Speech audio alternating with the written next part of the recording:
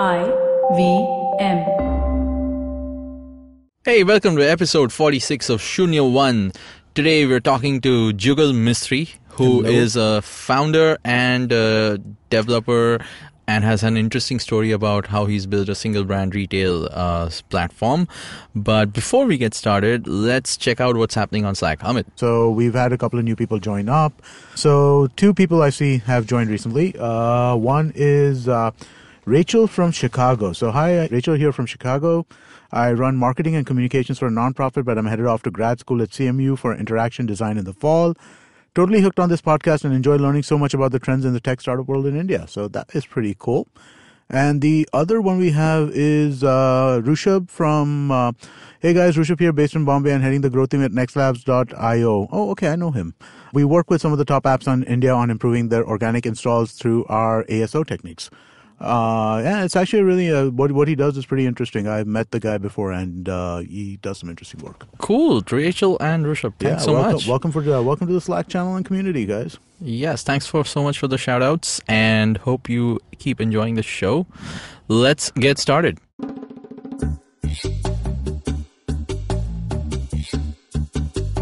All right. Hey, Jugal, welcome to the show. Hi, great to be here. What's happening? We've been friends for a while. I've known you for a whole lot of years. 5-6 ever years, I think. Since Twitter days, good old Twitter days. The good old Twitter days. Yes. And before startups were cool.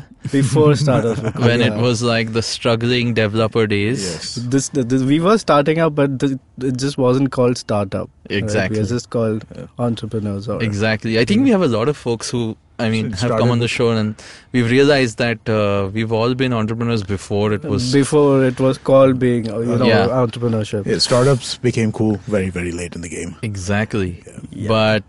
But awesome to have you here. Why don't you tell everyone the story of what you've been doing so far and we'll jump into it. Okay, great. So I started as a web developer. I used to take freelance web projects about everything cool and unusual. Just make websites based on WordPress, eCommerce websites, or basically any web page that wasn't done before. That was totally my cup of tea. Something just innovate something, make offbeat designs. Okay. We've tried a couple of projects with Shiladitya as well. Yep. Which, yeah, I remember we've done some random projects actually. Because I used to do posters way back. Okay. Moved that into a little bit of ASP sort of websites.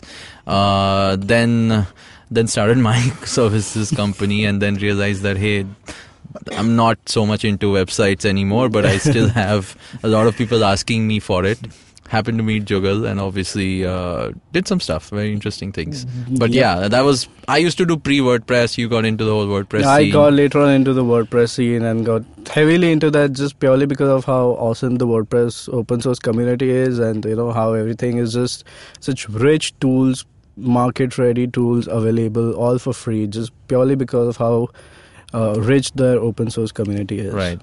And that's really grown. I mean, that's still growing. It's still going on. They're still the strongest contenders even when compared to paid services like Squarespace or something like that. I remember hearing somewhere that like 1/3 of the world's websites run on WordPress or something like that. 1/3, I don't know how you could come up with that number, but majority of websites do run on WordPress. So I think that might have been a WordPress ad that I heard somewhere. Probably, but it's possible because just purely because of how dynamic the platform is. There are e-commerce stores made on WordPress. There are bulletin boards and forums made on WordPress. Like every corporate there are site social is made networks on WordPress these days. No, apart from the conventional users of social or corporate websites or a blog, there are so many more applications within the same framework. Purely because how simple it is to develop new applications within the WordPress framework. Yeah, and I think they were the first ones to sort of launch this generic what you see is what you get sort of a publishing. It's technically, they also have a publishing platform. WordPress.com. Hosted WordPress, Hosted WordPress. Yeah. But more so, they were more dev-friendly, right? Where you could host your own site. And right now, that's only used for blogging mainly. Right. But I think majority of recent WordPress developments have been in e-commerce and corporate websites. Right. Yeah, and that's when things obviously have got competitive. You have the Shopifys of the world and so on. Yeah. Also, when e-commerce became WooCommerce still, being a free platform, it still gives pretty great competition to paid applications like Shopify. Yep, and that's how you came to start your own e-commerce. Funnily, not actually because of WordPress. My very first WordPress project was back when I was not WordPress, my very first e-commerce project was back when I was in school. Mm-hmm. And I had coded it in core PHP from the scratch. Mm-hmm. And it was such a primitive application. And right when I finished the project and it's working and I get paid, that's when I come across tools like WordPress. I'm like, hey, all this is already built. Well, you learned the hard way. I learned the hard way, but then because of that, I've got pretty great practice and as to what actually goes behind the curtains of an e-commerce platform. Right. So since then, I've made quite a few e-commerce websites on WordPress, WooCommerce, and then I moved on to slightly larger platforms like Magento. And while developing that, I figured, that's pretty cool. You can just have your store and make money while sleeping. Let's have our own store. And back then I was pretty much into designing as well, and that's when my first startup Bombay Trooper came about to be. Right. So we launched Bombay Trooper started as a t-shirt company where we were just making these cool innovative t-shirts, and we were the first one to bring in the print on demand technology.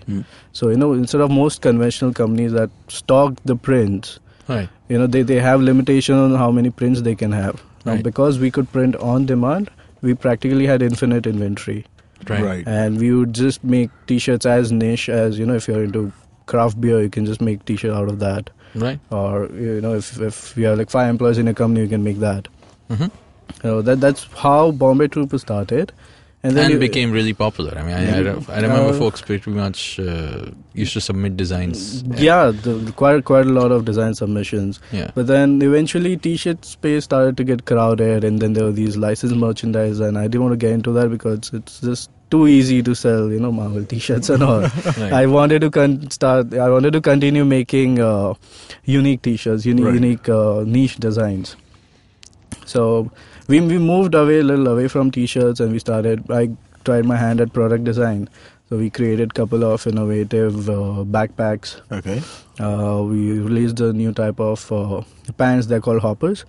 It's just some one-size-fits-all thing which you can just wear for days. They're super light, super comfortable. So that was my deviation from completely web-based business to starting to get into manufacturing. Dude, you got into textiles. I mean, it's like... Not hardcore into textile, but still, you're in the apparel business, man. I mean, that's... Yeah, you can say that, yeah. But it's still very tech-driven. No, it's tech-driven, but I mean, he has to deal with all the nonsense that comes with the apparel business, right? No, I started that way, but now I've just outsourced my entire manufacturing. Okay. I just take care of... order management, everything back-end that goes into an e-commerce website. So right now, most of our operations are completely automated. A conventional company would have about 2 to 3 people to do all the clerical work, like export your orders, change the format. Some specific vendor wants it in specific CSV format, Excel format. Mm-hmm. Your FedEx requires you to print all the invoices, all the labels of all the orders and all that. So we spend about 6 to 8 months developing an in-house software. We call it Jarvis. Of course. And right now, Jarvis is working as I speak to just take all my orders. It's completely barcode-driven process. Okay. So it prints order as and when they come in. The barcode gets printed. They travel through each and every station which are powered by Raspberry Pi. Okay. And you just scan it. You know how you've seen the pizza tracker of Domino's? Yeah. So we've developed something like that in-house. So you can just track your order in real time within the manufacturing unit, and even once after it leaves the manufacturing unit. That's automation. Pretty fancy. Yes, it's IoT. Yes, it is. IoT of sorts, yes. yeah. You can add every buzzword you want to this. You can. Is there some AI in there? There will soon be a blockchain. Of course there is. Blockchain How on can there not e-commerce be a as blockchain? well. Yeah, there has Yeah, to be a but blockchain. before we go ahead of ourselves, just to spend a little more time on Bombay Trooper, right? So Yeah. again, you're in a space which is hotly contested, right? The apparel e-commerce space, like you Yeah. said. You started out with that being a very niche sort of a brand, but then the last so many years, the whole e-commerce wave with marketplaces has come around, and then everywhere you look, there's a marketplace, and they're all competing for eyeballs and all competing for Yeah. bigger sales. So in these years, how have you seen? Obviously, so all the cool stuff you've done on the back end to make your processes more efficient is one thing, but from a pure inflow of business, how do you see a single brand retail, as they say, standalone e-commerce? You don't have physical stores. Yeah. How has this sort of survived, and what's your insights on that? Yeah, so see, about survival, this whole cannibalistic competition happens in marketplaces where, people are struggling to get sale on the same product. But that's not true for in our case, because we ourselves are manufacturing the product. So I don't care if there are 3 marketplaces out there bidding on, discounting my product, as long as my product is getting sold. Right. So as long as, for single brand retail, as long as your products are not common or, not available elsewhere, you will pretty much sell it one way or the other. In fact, the tough competition between marketplaces just helped me get more eyeballs, because right now Amazon, ShopClose, all of them are bidding on Bombay Trooper backpack. Right. And they're just heavily trying to outbid themselves. Okay. And I have nothing to lose, because in the end my product is getting Right, sold. so- I'm getting the full value out of it. And they're discounting it however they want to. They but are you- discounting it how they want it But to you be, yeah. get your money, so you're fine. Yeah, I'm selling my products, and I don't care if the sale happens on marketplace or my website. Obviously, selling on my website is preferred, because Okay. More profitable. more profitable. Also- I do charge little premium on marketplaces. But also you get the brand, no? You get Yeah, that you recognition. get brand People- visibility. Yeah. I can. I use was my own actually packaging mentioning that. Yeah. So about single brand retail again, of course, there's been this whole competition with marketplaces, and how has that affected the direct traffic to your site? Right? How has that changed? So when it comes to direct traffic, see, most of my search keywords aren't really, buy things online, but mainly just brand searches, buy Bombay Trooper stuff online. Right. So that way, obviously, those things don't get affected. But obviously, generic terms like buy t-shirts online, the big players are definitely going to take over those keywords. So I do lose little traffic there. But at the same time, because they are also investing so much in just making people come on the internet to shop, the audience is constantly growing of the number of people who are okay to shop online. Obviously, the first experience would be with someone like Amazon. And then they get used to okay, online e-commerce does work. I can order stuff online. And that does help small-time retailer like us to establish that trust among these first-time internet users.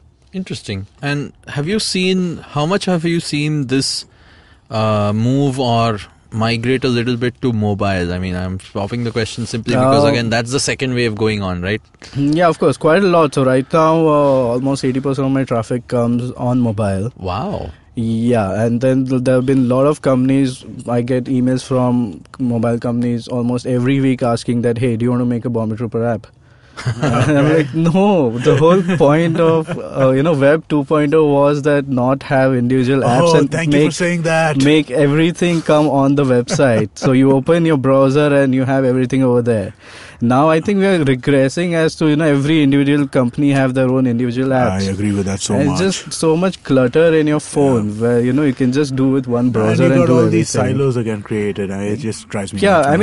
I get why Flipkart or Amazon would invest in an app that is just to for user retention, Right. and then what Sheila was pointing about Clever Tap, using smart analytics on apps, which Right. may not be possible on websites. But I think we're a long way from that. So right now, my responsive website does work. Most of our orders come from mobile platforms itself. Right. And yeah, I think as long as you've designed a good, responsive, mobile-friendly interface for your store, it's not going to impact much, whether it's on an app or on a web. Yeah, that's true. But it also does show that there are so many buyers on mobile. Like literally people who are searching for you while they're on their phones. Yeah, of course. And discovering your site and transacting. Yeah. Right? So, I mean, while there may be a certain percentage of that who may be recurring and returning buyers. Definitely mobile is the way to go even for e-commerce, right? Yeah, definitely. And even most of my marketing happens on Instagram right now because, honestly, nobody uses Facebook, I think, at least among our audience. Or at least brand reach is not there for Facebook. Yeah, exactly. You post stuff out, it goes nowhere. Yeah, mostly it doesn't people go have anywhere. deleted Facebook this week. I know, but they've not deleted Instagram for They sure. have not deleted. I don't think they can delete Instagram. Or WhatsApp. Or So, I mean, that's another topic altogether. Well, apparently WhatsApp guy told everybody to delete Facebook, no? The WhatsApp co-founder did that, Which is amazing. Here, take $10 billion, now delete the app. Delete the guys who gave me that $10 billion. 16. Well, I'm assuming he was, okay, all right. I was dividing in half. He was one or two co-founders. And it was privately held, right? WhatsApp was privately held, I think. Of course. Yeah. So, of course. But anyway, it's been a fun week with social media. But since most of my marketing does happen on Instagram, obviously my conversions are also going to happen on mobile through Instagram's inbuilt browser. People don't even want to leave the app. Right.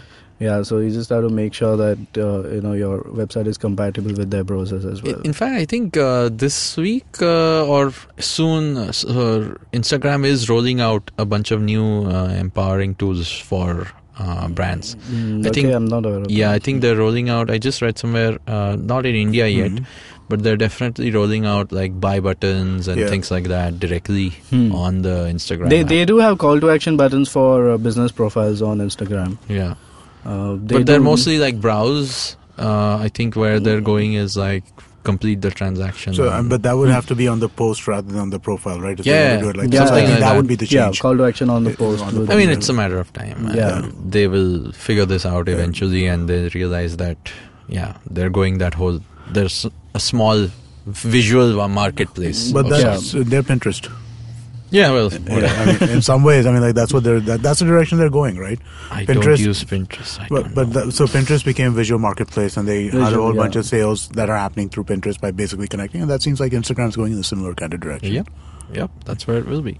But cool, so it's good to know that there's so much business happening, and of course you've automated it all, so that's why you can go off to the mountains when you like, and all your robots are still building t-shirts. Robots are working, robots are working for me while I can just travel and monitor them on my laptop. Awesome, great. So that's a brilliant story. I think it's going to be interesting to hear feedback from folks about how, I mean, if anyone else has tried this. I mean, what's your I would say, outlook on these sort of businesses springing up? I know a lot of people in India are, doing their own business. It could be apparel, it could be anything else, but essentially selling online. So because I also design e-commerce websites, I've had quite a few clients who made websites from me, and obviously I did a pretty good job at it. And they get into it, and within 2-3 months they don't get traction, and right now like 3 of them have died. And then one of the website was so great recently, I wanted to show it at a meeting. I opened the website, I'm like, oh my god, they're not there anymore. They went out of business. So I called them up and I was like, listen, what happened? I feel bad because you spent quite a lot of money on it. I spent quite a lot of my time and effort into building this website, and now you just took it down. Like, it's not selling that well, and it's hardly, we spent 3 months and a lot of money on marketing, and I hardly got like 5-6 sales, so it wasn't worth it. So that got me wondering, and then I was just researching. I opened the analytics, I saw everything, and turns out in the end I just brought it down to the simple fact that there's still this trust factor that comes with any small business or small brand that just launches online. Right. And those people aren't able to either establish that, and the second thing is obviously the branding. Now, I could make you a great website and all that, but then if your branding is not spot on, people are not going to feel that, hey, this is a cool company, I want to support them. So these were the two main factors why small first-time single retailers had to shut shop. Yeah, so it's basically about, I mean, after e-commerce, the fact that it's online doesn't change the fact that people should want your product. Yeah, exactly. I mean, that's what you're saying, right? As long as your product is lucrative, your brand looks great, you establish that trust, it's going to work regardless of the platform. I think trust is something that takes time to develop as well, it right? It takes time to develop. So, I mean, if you're talking about 3 months as your trial period, I mean, that's not sufficient. That's not much. You need to keep you just need to be consistent and just keep grow your outreach on various marketing channels. And I think the simplest giveaway is right now, I think the startups, at least e-commerce startups, are measured in terms of their Instagram followers. I think that's their basic currency as to how established they are. Okay. So, if you see an ad and then there are 80 followers on an account, I'll probably wait till they're a little more popular before buying their product. In fact, so we've had Akash on the show before from InstaMojo. Okay. And those guys also, right, they started as a payments platform, but now they're a fully hosted platform e-commerce as well. And we spoke about how for this large SME market, right, of various businesses who want to sell something online and they want to get started, they, of course, there are tools like this, right? There are platforms like this where you can host and you can sell, but in the end it comes down to that ensuring trust. And that's at the core of, I mean, that's core to what kind of business they are. I mean, if people don't trust that product, they'll just fall out and die on the side. The easiest way to gain that, as I said, is through Instagram. If you have great content, if you're just putting out, say, live updates as to, hey, we're just shipping eight products today, and just post a picture, people know that, okay, these guys are in business. Right. And obviously no one's going to follow you if you just keep posting below average content. If you just have great content, just keep amazing pictures, just be live, just be out there, be online, practically live on Instagram or live on any of your social channel of your choice. And that's how you can establish trust in the early stages, because you're not going to get traffic from Google searches. That takes a lot of time, more than a year, and a lot of effort to build those links and backlinks. So that's your one way to go with. Another way is to obviously take a shortcut, that's go with your influencers. I'm not a big fan of that, but it does get that outreach and validation that you initially require, that, hey, if this person that I admire is using the product, it must be good. Right. So that's the second way for the new companies to establish that trust. Third way would be to obviously have media coverage. That's difficult, those are the standards. Conventional ones, Right. But it's interesting. I'm definitely seeing there's a wave of a lot of homegrown brands which have made it big, and of course gone on to create some interesting things. It's not just apparel, food space people. Food space as well, Like we've seen what Raw Pressery has happened. We've seen Bira happen. We've technically speaking, right? Or we have seen your favorite Epigamia yogurts. Epigamia yogurt, yes, of course. I love that. Yeah, I love Epigamia, man. Amit has Greek a thing yogurt. With Greek love yogurt. that stuff, man. Okay. But so I mean, there are a lot of different kinds of these. Sorry, there was one that was on the tip of my tongue, but it's now escaping me. Yeah. Never mind. But cool. All right. So we're going to take a quick break and come back and talk some more about the future of where this whole thing is heading. Over 47% of online users in India have experienced harassment at some point. So if it's two of us inside this recording studio, chances are pretty high that one of us has faced abuse at some point. How do we tackle this? What do we need to do better? Come, let's learn together. Join me on Akanksha Against Harassment at IVM Podcasts every Thursday. Let's learn how to make online a safe place together. Hey, welcome back. So, continuing this conversation about how there are the whole infrastructure around supporting e-commerce, right? Single brand e-commerce, which is sort of like the side story alongside the whole marketplaces which get talked about every day. It's a massive market. It's growing. It's folks like you are building your own products. They're putting them online. They're publishing them through all sorts of tools available today. They're promoting them through platforms and influencers and so on. And ultimately, obviously, this is just about doing business. Like more and more business in India will slowly move online from your Kirana store to your it'll basically become, you'll discover brands which are more obscure. You'll discover things which you don't otherwise have access to in showrooms or in physical stores around. I think discovery is happening even at a hyperlocal level, where there are a couple of new restaurants open around my area, but I don't go out often, so I would never know about them unless I opened Zomato or Swiggy.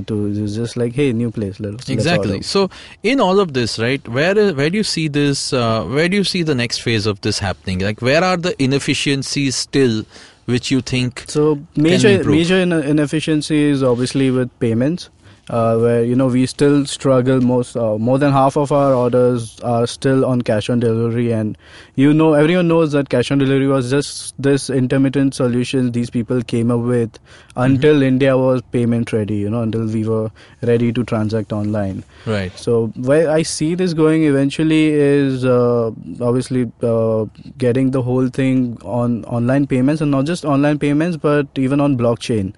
So say on things like cash on delivery, for example.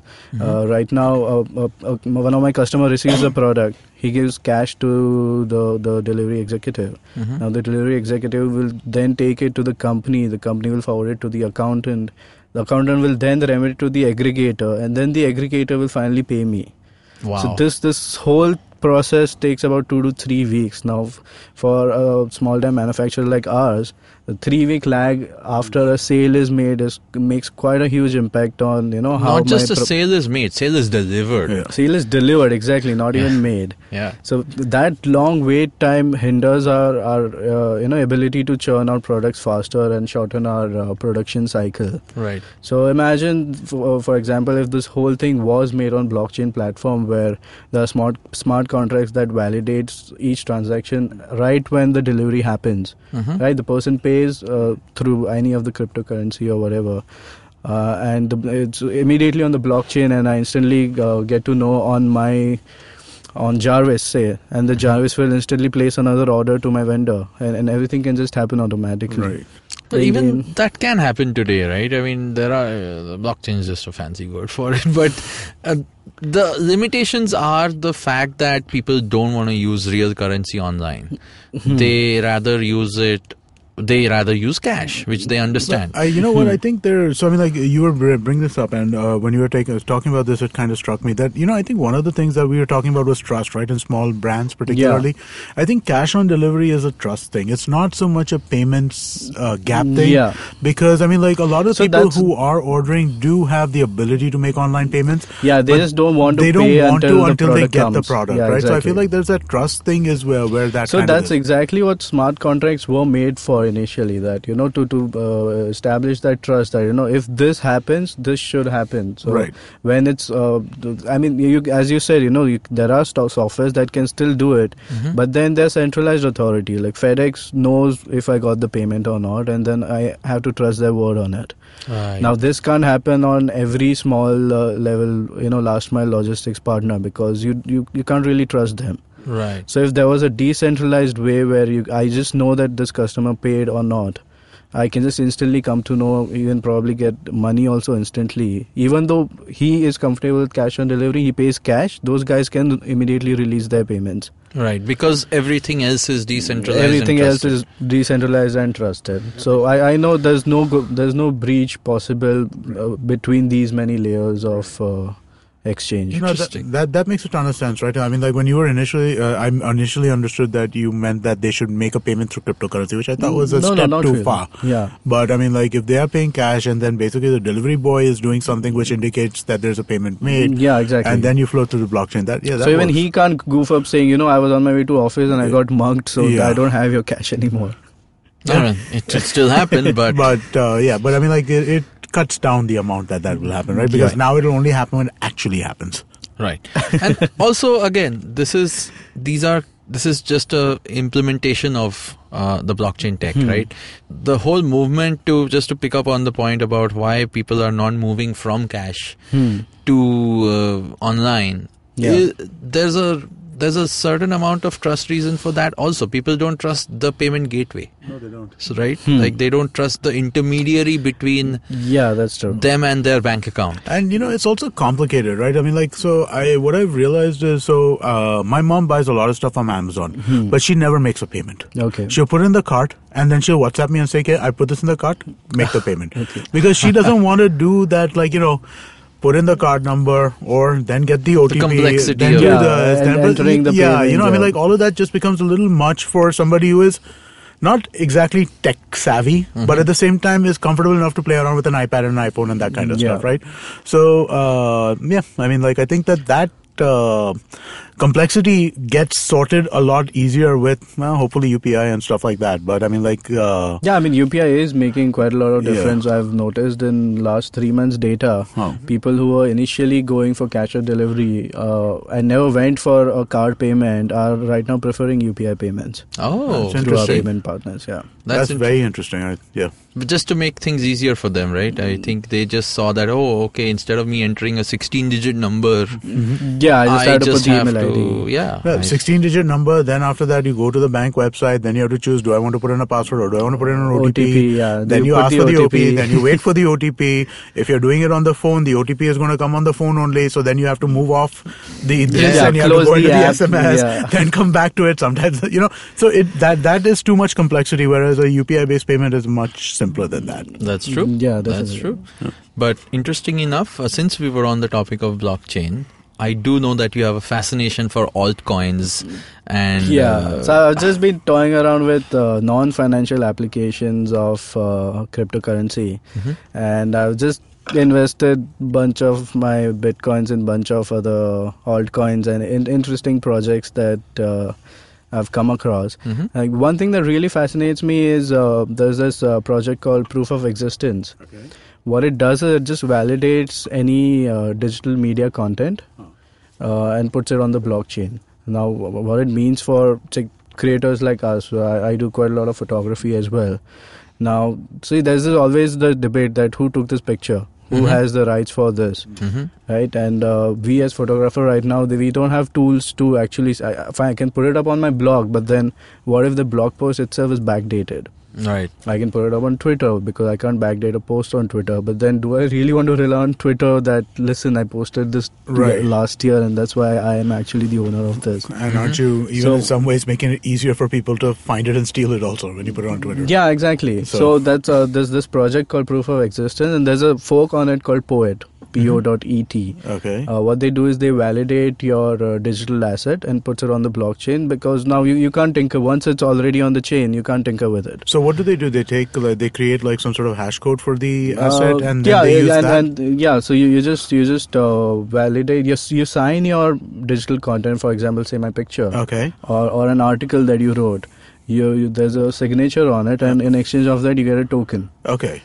So you just keep that token, and then your project is forever on the blockchain. And next time anyone wants to validate it, you can just query it, and it'll give you a response.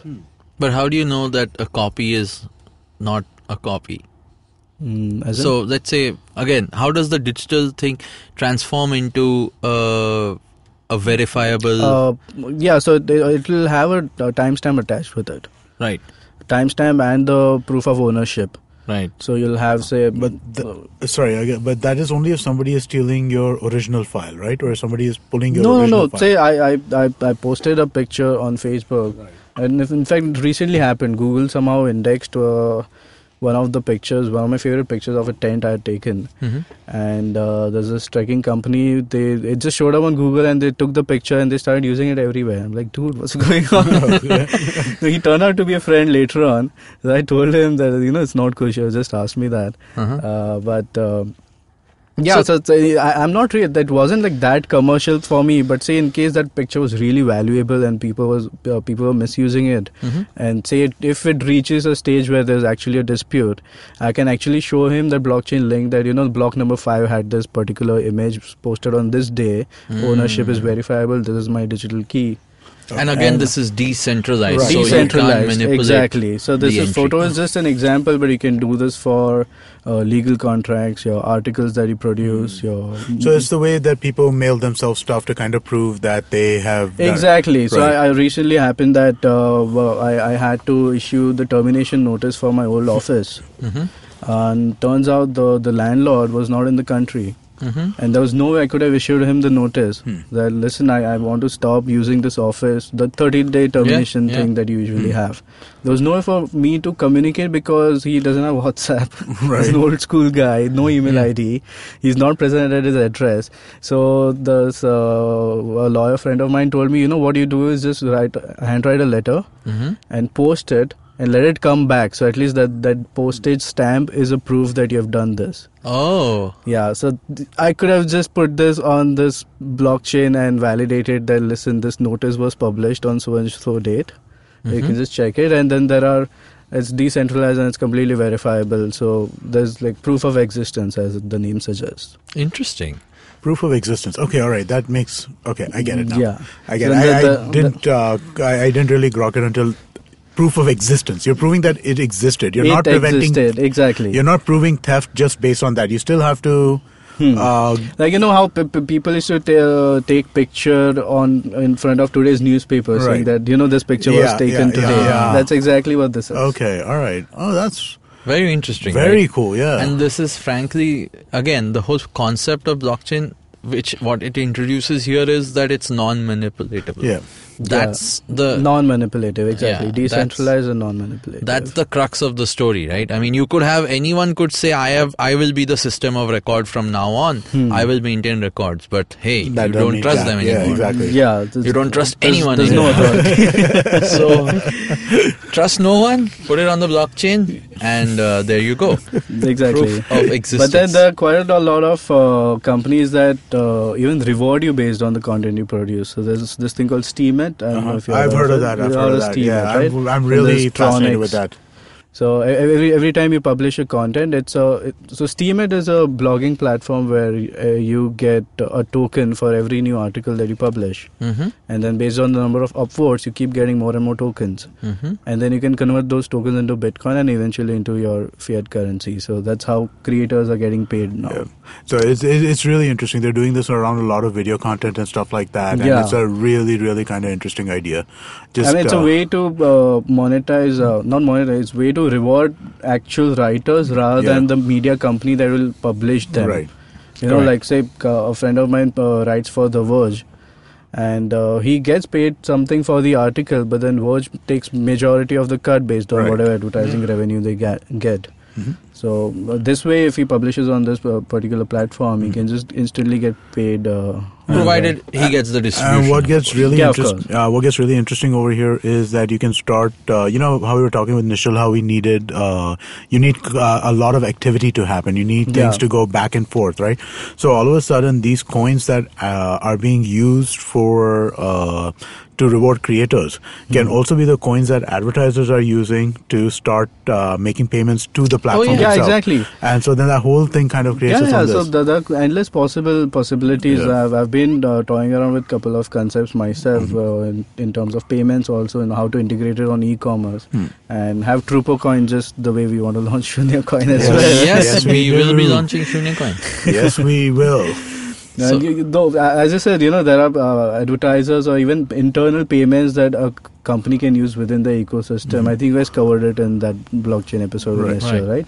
So, you won't believe there is a casino that actually it's called Edgeless. What they do is that entire casino is based on blockchain, and you can obviously bet with cryptocurrency. And the main advantage primary advantage they have is that, you know how casinos have house edge, where they take a particular cut on every win, every bet that you place. These guys don't have it because everything is on blockchain. There is no house. There is no house, exactly. It's all managed internally. There still is a house. Who runs the games? Sorry? Who runs the game? Blockchain. It's on a distributed platform, so there is no house. And because there is no house, you won't. In case you lose, you're not gonna get pissed off at the casino saying, you know, these guys are cheating because they want more cut out of my thing. All right. just a very random new altcoin discovery I came across recently. Just like Dogecoin? Dogecoin, yes. Proud owner of Dogecoin. You won't believe I doubled my $20 in last 3 years. Wow. It's $40, guys. I'm like... But... I mean, hey, Shunya coin is going to be valuable. Yes, it is. It's going to start with 0. Yes, because and then Shunya. double to 0. And maybe someday a 1. A 1. That's the whole premise but of Shunya coin. There's just whole altcoin market, and especially people who are doing things apart from the financial applications of blockchain is really interesting. For example, there's this project called Decentraland. Mm-hmm. It's any geek's fantasy. It combines virtual reality and puts it on a blockchain. Mm-hmm. So Decentraland is this virtual land size of San Francisco where you can actually buy a land based on their tokens called mana. Okay. So awesome. Yeah, so I like it already. Exactly. This sounds very Dungeons and Dragons like. It is almost like that. So and you can go in there and start your own gaming thing or whatever. It's like Minecraft. Huh? Minecraft, exactly. Minecraft on blockchain. Minecraft is made with blocks. We're into a very meta discussion right now. But this is. I mean, jokes apart, right? I think all of this is nothing but possible ways into which the world is going to go. Yeah. If we transition from selling offline to selling online, the inefficiencies of selling online is what we discussed. Exactly. And these are the ways in which you can build trust. Yep. You can move the trust centers away from the core banking systems to these decentralized platforms, decentralized systems, and hopefully everyone will be living in a few years in a whole world of crypto with a whole bunch of coins. Yeah, I mean, imagine a future where you get paid in crypto and you spend in crypto and there's no real money anywhere to be seen. Yep, that's the future all the geeks are betting on. But we'll see how soon. We'll see. I mean, we'll see. Right, I mean, I don't know, man. I mean, I find I don't think governments are going to let currency go that easily. They're going to fight tooth and nail to kind of protect it. I mean, the best bet they have is to just launch their own cryptocurrency. Maybe. So then that becomes more of a mechanism than kind of a Pollyanna. Everybody is on the same currency. So if the Indian government has its own currency, which is then got the similar kind of restrictions to the rupee in terms of how you can transfer. Like Tether is. Like there's a thing called Tether, which is tied in 1:1 ratio with USD. Okay. Mm-hmm. So that's what it was meant to be. You can convert your US dollars into equivalent amount of US dollar tethers. But then you don't have the centralized blockchain for that, do you? And it's no longer borderless and all of that kind of stuff as well, right? So I mean, no, once it's on the blockchain, of course, borderless, because you can't really track where your internet rupee is going. At some point you're going to want to convert it back out, right? I mean, so there'll be an exchange which will let you convert it to an actual currency. There'll be restrictions on that at that point. There'll be taxed. Right now US already has classified crypto as an asset, and they charge tax as much as a gold. Wow. Yeah. Also, it's still a bit grey, but I think with the kind of things we just spoke about, right? The benefits of it are definitely there. And it's fun to talk about. Of course. So let's hope we get a lot of folks chiming in on Twitter or on our Slack channel. But thank you so much for doing this, Jugal. I think we had a very interesting chat. How do folks reach out to you on Twitter, and where do they buy cool stuff from Bombay Trooper? On Twitter, I'm on Holy Photon with an underscore. That's holy_photon. And you can check out Bombay Trooper on BombayTrooper.com. All right, and definitely try. And soon you can buy Bombay Trooper goodies with Shunya 1 coins. Yes, that's what it's going to be. That is the idea. We are seriously going to take up the Shunya 1 coins. Yes, we are. We're going to work. The mines are working as we speak. The robots are doing their job. And just a reminder, guys, please sign up for the Slack channel. You go to ivmpodcast.com/Shunya1, and over there you'll have a button that says sign up for Slack. Send us your email address and we'll send you an invitation back. And also please do reviews on iTunes or wherever you're listening to podcasts. I mean, good reviews really do help in kind of getting the word out. And please tell a friend. That's something that I want to ask people to start doing. If you enjoy the show, tell a friend that you like the show. Yes, and say hi on Slack. Yep. Or on Twitter. or anywhere you want. Yep. All right. Thanks so much, guys. Thank you for this, Jugal. And All right. talk to you guys, everyone, next week.